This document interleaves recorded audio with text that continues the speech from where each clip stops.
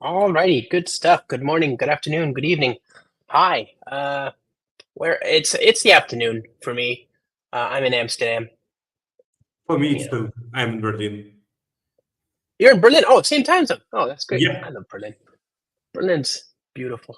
I took my daughter there a couple of years ago, and I very quickly realized because I mean we went to Berlin and we went to Hamburg, and I've got my my friend um, Martin Lippert. He's the lead of the Spring tooling initiatives. You know, all the Visual Studio Code and Eclipse. Excuse me, indigestion. You source And tool suite, right? sorry. You mean tool suite, right? Yeah, Spring Tool Suite, but also the Visual Studio Code plugin that we extracted from. Yeah. So So did you like it? Did you like? Well, yes, but yeah, of course. So Berlin was a real. It's like a big city, you know, and then Hamburg it's much smaller, but it's also there with the water, the lake in the middle, is so beautiful, and yeah, we had a great time.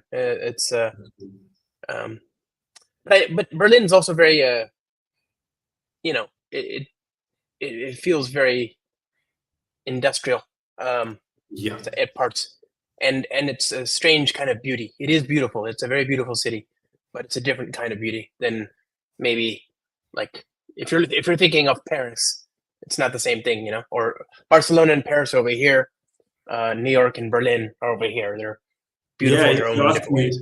if you ask me, for me, Berlin is unbeautiful. I mean, it's busy. There is a lot happening here, like a lot of chaos, like, yeah. markets, whatever, concerts, whatever you like. But I find it unbeautiful. I mean, the opposite of Exactly. beautiful, ugly. Okay, I cannot really call it ugly, but it's non-harmonic in my opinion. But still, I like it because it's huge. It's huge. It's buzzing. Yeah, I like it too because it's such a vibrant place, and maybe it was I think of it as a different kind of beautiful. I don't know. I like the energy. It's really good. Yeah. Okay, so now we know where we are. Let's talk about who we are. I'm Josh, as always, and you, my friend, can you introduce yourself to the audience so that I don't?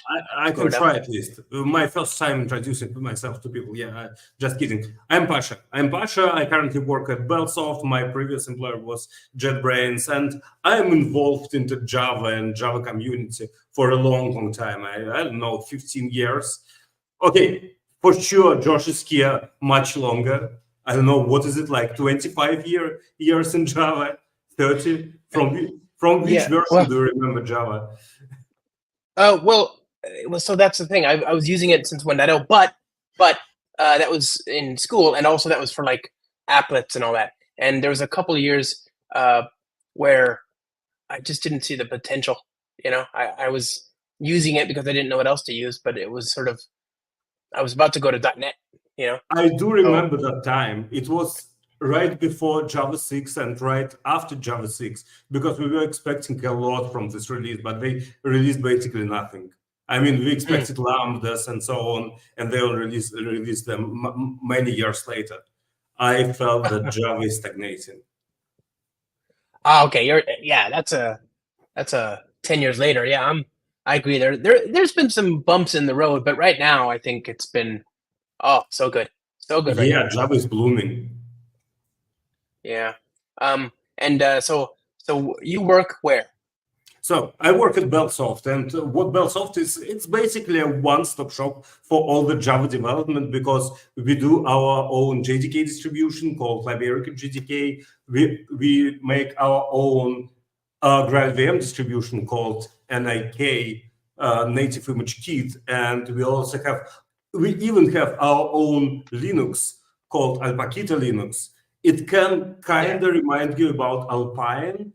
And yeah, we are a fork of Alpine, and you probably know that they have this libc built-in called Muscle, libc version called Muscle, and we have optimized version of Muscle with some architecture-specific optimizations in Muscle, which is very nice. We just took them from glibc, which is standard implementation in Linux, and put it inside, and now it's kind of more performant, and it's also very small. It's comparable to Alpine in its size, like 3 megabytes or something like that. I don't remember the exact size, and obviously it changes every release. And yeah, we obviously have all kinds of commercial support for all this stuff and so on, but it's interesting by itself. Yeah. So okay, there's so much there. Let's start at the beginning. What is the main thing that people use that's open source? It's Spring. The main thing people use that's open source is Spring, obviously. But if we are talking about our things, the most people use LibericaJDK. It's JDK, and it's growing in its popularity. And of course, I want to be even more popular. And I know that we have some pros compared to other vendors. Can you talk about those? So first of all, people, if people want to use that, they can get it through Homebrew, I'm sure, right? Yeah, of course. Yeah, or your package manager of choice usually. Yeah. But if people have ever looked at Homebrew or SDK Man or something like this, there's going to be a 1,000 choices there. Why would somebody choose the open source Liberica I distribution? see several options there. Of course, if you type something like SDK list Java, it will be crazy amount of entries. I mean, everything starting from Oracle JDK and up to Submachine. But Liberica has several interesting perks. First of all, they have JavaFX support. I know it's not that popular, especially it's not popular among the Spring developers for obvious reasons. They use web interfaces. Am I wrong? Well, you're right, but also I tried it out, and the native support there was great too. So let's talk about that in a minute. But go on. Yeah. Also, we have multiple LTSs because, well, for Oracle there is basically one LTS.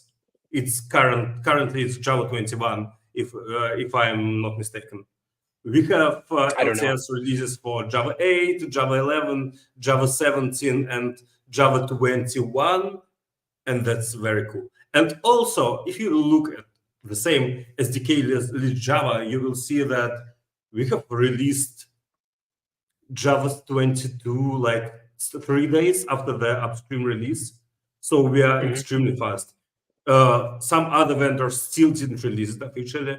And also, some vendors do not have support for the JDKs.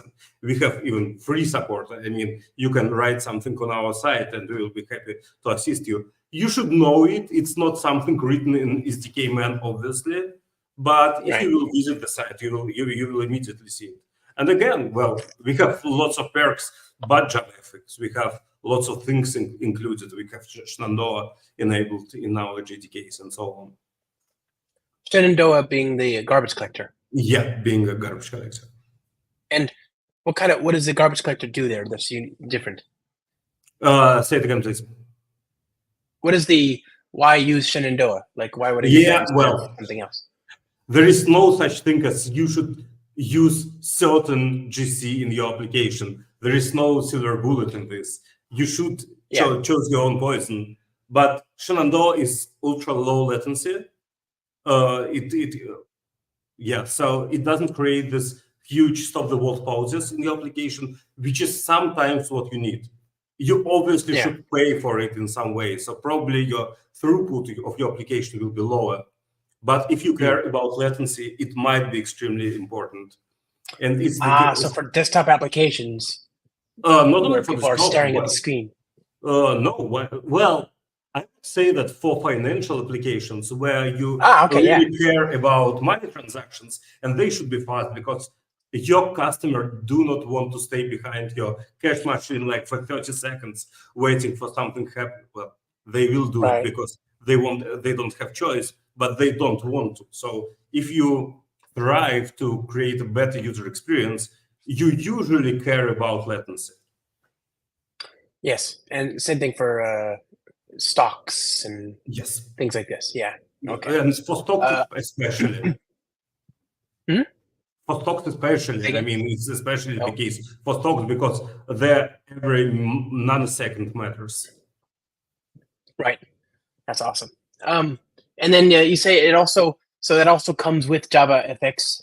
Is that what you're saying, or Yes. what's the support there? Well, it has multiple, how do I call it, versions. Some of them with JavaFX and some of them without them. And we also have JRE, which is you don't even have Java C in there, but it's extremely slim. Right. So everything depends on what you need, but we do support JavaFX, and that's cool.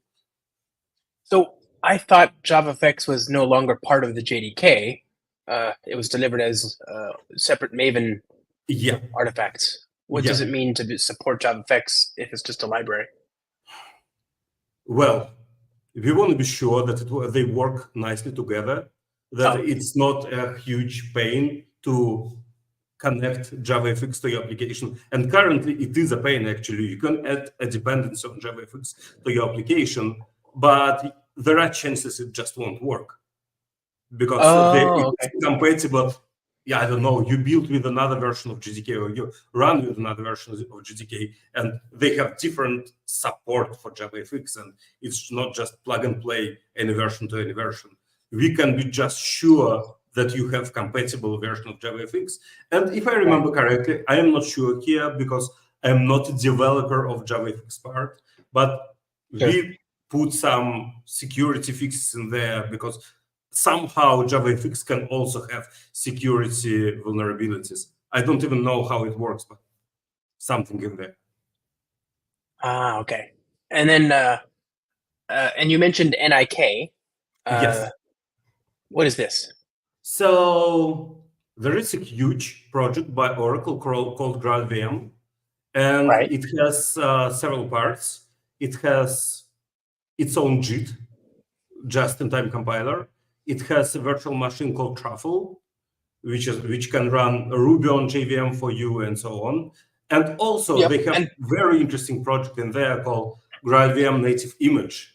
Native Image is a thing that allows you to compile your Java application into a single binary that will start like immediately, like, I don't know, milliseconds, maybe even less. Yeah. And it's always a matter of profiling and so on, but it starts extremely fast. Really binaries are slightly bigger. Binaries can be several hundred megabytes, but probably it's fine because warm-up or startup times are something you really care about. So yeah, and Native Image Kit is our spin on the GraalVM Native Image, which also, to me, the most exciting part is GraalVM Native Image basically works only on Linux. Or at least last time I checked. Maybe I'm wrong. It works on, I think you're wrong, but it's okay. It works on all operating systems, but their binaries are only for those operating systems. So if you compile in Windows, it only works in Windows. We just do the same. We just do the same. Right. We have installer for Mac. We can install for Windows, and it's just a nice thing to have.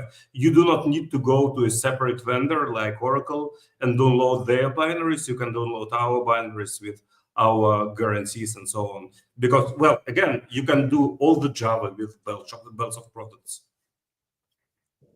Right. So one of the things I loved about the native image toolkit is, like you just mentioned, the JavaFX support and the swing support is very good. Yeah. And so I tried this. I actually tried this out. Why? Let me show you. Because I just was because it's very hard to make it work in regular. GraalVM Native Image. That's true. Yeah, so it's not hard, it's impossible because they just didn't build this layer. They just didn't build the AWT layer for GraalVM. Right. So here's a Git repository, github.com, Coffee Software Show, Desktop Java and GraalVM, and I've set up an envrc file to initialize SDK man, and then install this JDK. You have to this distribution. So it's the NIK, Liberica distribution. This is from about 6 months ago. And you do SDK install Java, then the version, and then use it if it's, to make sure it's being used in the current shell. And so when you go to when you clone this and you run that, if you have dir env installed, it'll be there. And Swing. Let me see. Swing was pretty straightforward. I even used Spring Boot here, but I'm using the GraalVM. I said Java headless equals false, so it actually has a UI, right? And then in the code, pretty straightforward. Nothing really special here. I mean, I'm using Spring. I'm using Spring to create Swing. I'm using Spring to create a Swing When you application. say straightforward, people should be prepared, because Swing code is never straightforward. I mean, it's not how we build our today's web interfaces or whatever. It's a very, very imperative. Yeah, I mean, I quite like Swing. It's actually, I still think it's a nice model compared to what came before it, and even today, I think, it's fine. Okay. So I built an application here, and it is just objects, so you can manage it, and you can manage the lifecycle inside of Spring, the dependency injection framework. So okay, great. That one works as we'd expect. But here's JavaFX. I couldn't get Spring, Spring, to work elegantly with JavaFX, but that's a JavaFX problem, not a NIK problem. It does work, but here I had to add a bunch of stuff, and this is I'm using JavaFX. You can see this is a more complex example. Yeah. But then what does the code look like here? Spring Boot, JavaFX application, creating a stage and then a simple HTTP endpoint. Not an HTTP endpoint. This is a component controller for JavaFX, actually. So Spring works for you with JavaFX and all this nice notation. So FXML. Yeah, kind of, but I think I had issues with this one, but I do remember running JavaFX by itself just fine, and I was blown away because all the graphic stuff doesn't work in regular AOT GraalVM support in regular GraalVM. So to have NIK was really convenient. I even worked with the iText, iText people. The iText is the PDF library, and I helped them get one of their desktop user interfaces working, and I think we used Liberica as well for that, for our little demo.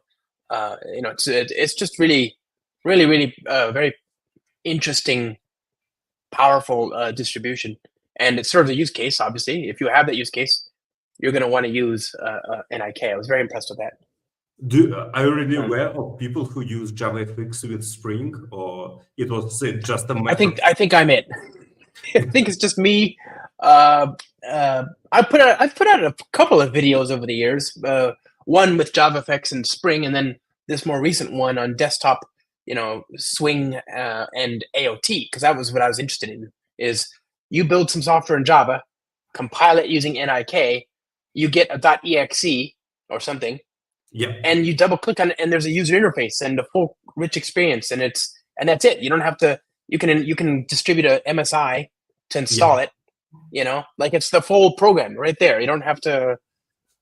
Like good old times when we used C++ builder or whatever. Yeah, it's an actual binary. You just distribute the binary on any store, anywhere. Windows Store, or put it on the Mac Store if you have a Mac one or whatever. It's a native desktop user interface. It's awesome, and it's fast because it's. And also, the most important for today's users thing here is you don't need to. Your customers won't need to install JDK or whatever, because they don't have to distribute low-level stuff. Yep, couldn't get easier. It's really, really, and it's fast. So it's because Java, when you start up a desktop program, I want it to boom, instantly. I don't want to wait, and so I obviously if it's a native image, you're not waiting. It's just straight to fast. We probably should be honest and mention some limitations of native image kit and GraalVM native image. It's that what are the limitations? You cannot load external classes. So if it's your case, for whatever reason, like you have a plugin system or whatever that can, during the runtime of application, load the plugin and work with it, native image it cannot do it. But there is that's true. thing. Yeah. Continue. That's true, but I think that's actually a good thing. It's a feature, right, for security perspective. you have a very fixed surface area. Yes, everything is very fixed. Everything is very closed and sound.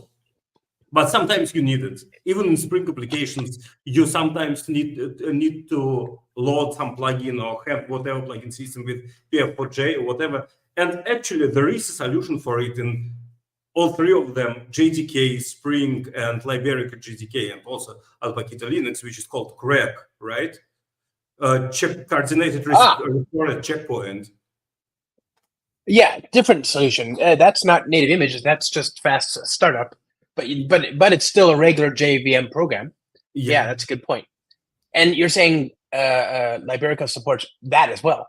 Yes, Liberica support, and also you have to use Linux distribution which supports it, because it's kind of complex machinery.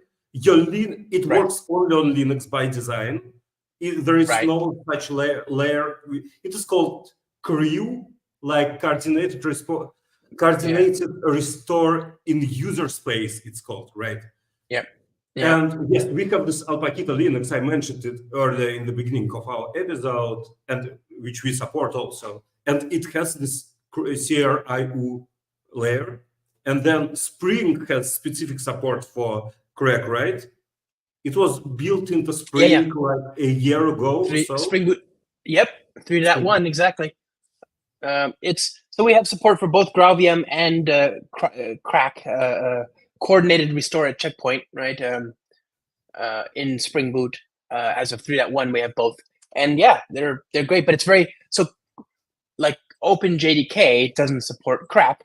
Some vendors do, like Liberica, like Azul, who created the specification in the first place, and some support GraalVM, like OpenJDK doesn't support GraalVM, but obviously GraalVM, the distribution does, and you do. So like, it's very rare to find one vendor that supports both technologies. You're not picking a side. You're just saying, just use what makes it easier to go to production. You also have Swing desktop user interface support, which is amazing, because again, GraalVM doesn't support that as easily. So it's just all these things are under one distribution. It's really good. Really good. All-encompassing solution. It's pretentious, right? But beautiful. No, it's nice. I'm a fan, and so I think obviously it's worth mentioning the Spring team. We are part of. A lot of us work for a company called Broadcom, and Broadcom has something they sell called the Tanzu Spring Runtime, which is it's basically a support thing. If you want to use Spring technologies beyond their open source support date, you can, of course, but there's no support. Or you can buy the Tanzu Spring Runtime, and part of that is, of course, if you're, it's spring.io/support, right? I don't know all the details here, but basically, I think the open source support for like Spring Boot is like a year. So if you use 3.1 from a year ago, I think it's about to enter for now, but I think 3.3 is coming out very soon, right? Like this month, May. So if that happens, then I think you need to use, let me see, I'm checking. We can answer the question by going to spring.io/projects/spring-boot, and then going to the support tab. And the support tab says that 3.2 is currently in open source support, and that support will end on the November of this year. 3.1, the support will end May 18th, so 3 days from now, right? So yeah, it's about a year. It started its open source support in May 18th of 2023. It'll end May 18th of 2024, but the commercial support will go until August of 2025, right? Now, why does this matter for most people? Well, because obviously and I'm sure you, Pasha, and others, we all want you to use the latest technology. Yeah, that way you don't have to. Yeah, we all want you to be on the latest. It's better for everybody. It's less maintenance. It's less work. It's less risk. It's just better, right? And we're all getting nicer tech as well. So new features. I personally like new features. New features. I don't care that much about security. Well, I mean, I do care about security too, but all those things are just better. But if you really want to, and we understand why, if you want to use one of those older ones, then of course you can use the Tanzu Spring Runtime. Now, part of that is that there's support for JDK distribution, right? Your JDK distribution, and we have access. We have I'm not sure if it's just anyone or what, but anyway, we have access to VMware distributions of BellSoft's Liberica JDK, right? If I remember correctly, it's default in Tanzu, right? It's what? It's a default distribution in Tanzu, right? I think so. Yeah, I don't really understand all the details here, but the point is there's a go-to-market there between our organizations, and obviously, I'm very far from the financial part of this whole endeavor. Yeah, exactly. No idea. But all the stuff we've just talked about is open source. It's being used. Yeah. It's appreciated by customers, it seems. And also, I wanted to say that Tanzu is overall a very interesting cloud.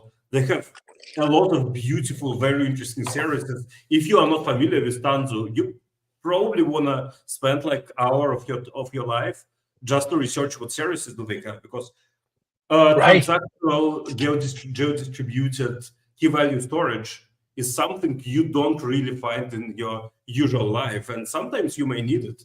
I can easily come up with ideas where you might need it.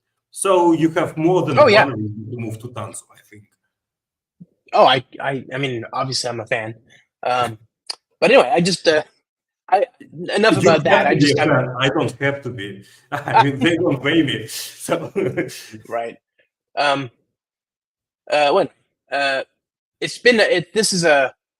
think it's just a really good situation.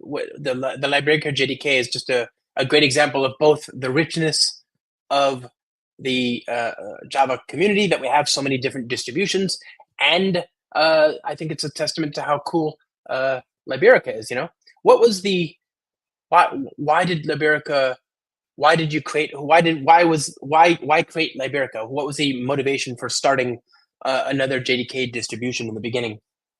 It will take some time for me to put it in polite words, and it's the first time I actually answer this question. Let's put it this way. There are lots of customers on the market who demand some level of support for technologies that Oracle is not interested in, like ARM32, for example. ARM32 is kind of a rare beast. Nobody uses it. Right. But still, there are some customers who are interested in it. So actually, it was the first thing of which BellSoft did. They supported ARM32 as a platform, and they're actually creators of JEP. I don't remember the exact number. I'm sorry. I should be prepared better, probably. But there is a JEP on OpenJDK site about JEP ARM32 support, and that's what BellSoft did. And then there were just a lot of things. Again, JavaFX, Oracle doesn't care. That's why it was open source. It was given to support to other organizations. We need to support it. Correct is not a part of JDK at all, but there are customers who are interested in it. And also, we believe that like 80% of Java market is Spring. They use Spring. Yeah. Thank you, George, because it's your job to do to make it, and you do it amazingly. And also, Spring is just amazing framework. Yeah, thank you. Yeah, I agree. I agree that Spring is an amazing framework. Not that I do anything. But yeah, so it's good to have that support. I think it's a really cool project. Can you tell me about when the project was created? Like, how new is it? How long has it been around? The company, the group. I actually don't remember, but I do remember another thing. It's a very interesting part. Some developers inside BellSoft worked at Sun at a time when like Java 1.0 was just initiated. They didn't work on Project Org for our listeners and viewers who do not know about Project Org, it was a code name of the project which later became Java. But our folks work there and in different places on version 1.0. So they're from a very beginning. And formally, I think BellSoft is over 10 years old, but I don't remember the exact timeline, to be honest with you. Also, but the point is, what I was trying to make, you just made it perfectly. The point I was trying to make is, if people are wondering if they can trust this company that they may not have heard of, the answer is yes. These are the same people that were working on the JDK for decades. They can help. Yeah, for Really, sure. really cool. You just know Dmitry Chuko. I just saw you posted on LinkedIn, and I just connected with you there. By the way, please consider connecting with me. Sure. I just saw that you posted that your CEO Alexander Belokrilov. Say Belokrilov. No, say again. Belokrilov. Slavic names are hard. I'm sorry for that. Is what? Yeah, Slavic short names are hard to pronounce, I know. Oh, no, they're not. They're just hard for me. That's not the same. I mean, obviously, there's lots of people who speak Slavic languages who have no trouble, and I will do better next time. I'm sorry. Yeah, but there's an article here on Forbes by the CEO. Forbes, Forbes, the financial magazine and media empire and all that stuff. And I guess your CEO did an article in there. Can you talk about what that was about? Actually, he has multiple articles on Forbes. It's part of let's call it our PR strategy. He usually is talking about broader, like even not only about Java, about Java landscape in general, or about, I don't know, where we as development are going. Like he likes to talk about this global trends. I didn't read the last article yet, but I know this. I know his point of view. Currently, I clearly see in the article that there is a point how to select a vendor of OpenJDK. I think we can guess. I think we can guess where he's leading you, because he's kind of biased a little towards his company. But again, I don't blame him. Yeah, me too. It's just a beautiful. I think compared to any other distribution, we have some bonuses they do not provide you with. Sometimes they're paid, sometimes they're paid. For example, we have this feature. If you, for some reason, cannot move from Java 8 to latest and greatest, at least Java 21, we have multiple features backported from Java 21. I mean, JVM features backported from Java 21 to Java 8, like garbage collection improvement and lots of other stuff, invoke dynamic, whatever. Yeah. It's a paid feature. Again, I should understand it, but you shouldn't understand that. But still, if you, for some reason, need more, I don't know, more performance from your application, and you can just move to the new version of Java, it is a case for many organizations. You can stay on the same version with lots of compatibility guarantees, and get memory footprint improvement and performance improvements for this money, and on the same Java. It kind of makes sense for some organizations, for which I am a little bit sorry, because it's nice to have this records and so on, right? Yeah. Wow. That's awesome. This has been really good. I just wanted people to kind of get a chance to meet you, and to meet Liberica and BellSoft. I just, obviously I've had the team, the Spring team, the open source Spring team, and the open source Liberica team are in contact a fair bit, just because they're working on stuff that we also support in the open source world, like Crack, like GraalVM, etc. And I've just always been very impressed by Yeah, you already have the newest and latest and the greatest, and have even improved it a little bit. And we are trying hard. Yeah, it's we are very trying good. hard to provide our customers with the best experience we can do. And also, yeah, it's Well done. probably worth mentioning that if for some reason you use AWT or Swing, for some people it's a case. Right. We actually are a huge contributor to these parts of JDK. And that's why we have an awesome expertise in it. And that's why we can build it into our native image kit. It's just nice to have all this stuff. And Spring Boot apps with their server-side code also run just fine as GraalVM style native images, there as well. So you get the same benefits as you do from GraalVM, plus this extra support for desktop UIs and all that. If Java 20, let's say that Java 23 comes out, soon, right, in a few months. Yeah. How soon after that does Liberica update? So if it's 90 days from today to Java 23, so to Liberica it's like 93 days or so.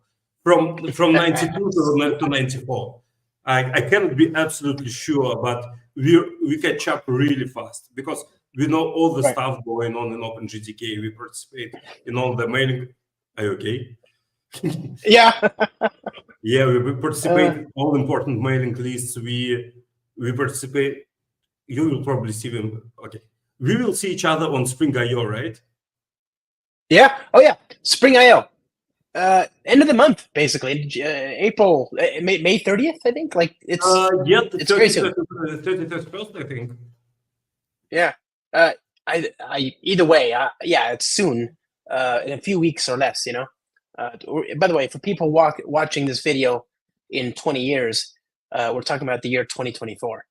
It's right. It's the 15th of May, 2024, as we record this. And then if you're wondering in 20 years what happened. And yeah, it was an amazing Spring IO, folks. It was amazing Spring IO. Yeah. It was the best. It's just going to be, it was, you just missed out. It was like the Woodstock of software conferences, the greatest thing that ever happened, basically. That's the facts. Well, anyway, I'll see you there. I look forward to it. I have some questions now as we wrap up here. Are you on the internet? Do you want to be found? And if so, where can people find you? Yeah, you can see my Twitter handle right here. It's Asmodio. Asmodio. What is that? I'm sorry for that. I mean, I was young, and then it was too late to change my handle in internet. And yeah, I can put everything else wherever. Show notes. What does Asmodio mean? You don't want to know? Okay, I don't want to know. Never mind. Moving on. So yeah, ASM0DI0. Yeah, but DI at least Twitter looks like dependency injection. Yes, that's true. So that's on Twitter, GitHub, LinkedIn. Yeah, no, you will. It's my Twitter, and I am. Where should I put it? Probably in the public chat on you. Oh, I can't do it. Give me a second.